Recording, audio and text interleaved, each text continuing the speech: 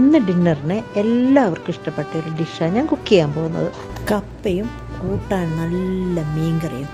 കപ്പയും മീനും ഇഷ്ടമില്ലാത്ത ഏതെങ്കിലും ഒരു മലയാളികളുണ്ടോ അല്ലേ? ഏത് രാജ്യത്ത് പോയാലും കപ്പ കണ്ടു കഴിഞ്ഞാൽ നമുക്കൊരു നൊസ്റ്റാൾജിയാണ് അല്ലേ?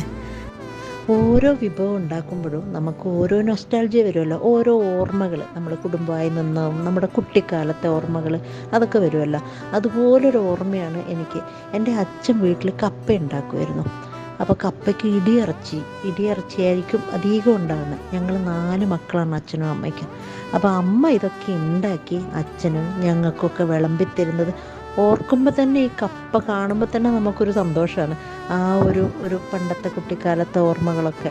അപ്പോൾ അതിങ്ങനെ അമ്മ വിളമ്പിത്തരിക, അച്ഛനും ഞങ്ങളെല്ലാവരും കൂടി ഇരുന്ന് കഴിക്കുക.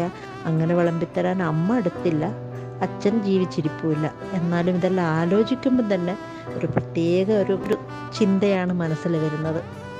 ശരിയല്ലേ? നിങ്ങൾക്കും എല്ലാവർക്കും ഉണ്ടാവില്ലേ ഇങ്ങനെ ഓരോ വിഭവങ്ങൾ കാണുമ്പോൾ അമ്മയുടെ ഓർമ്മയോ അച്ഛൻ്റെ ഓർമ്മയോ അല്ല സഹോദരങ്ങളുടെ ഓർമ്മയോ, അങ്ങനെ ഓരോരോ ഓർമ്മകൾ നമുക്ക് വരുമ്പോൾ അതിനോടൊരു തരം ഇഷ്ടം കൂടുതലായിട്ട് വരും നമുക്ക്, അല്ലേ? ശരിയല്ലേ?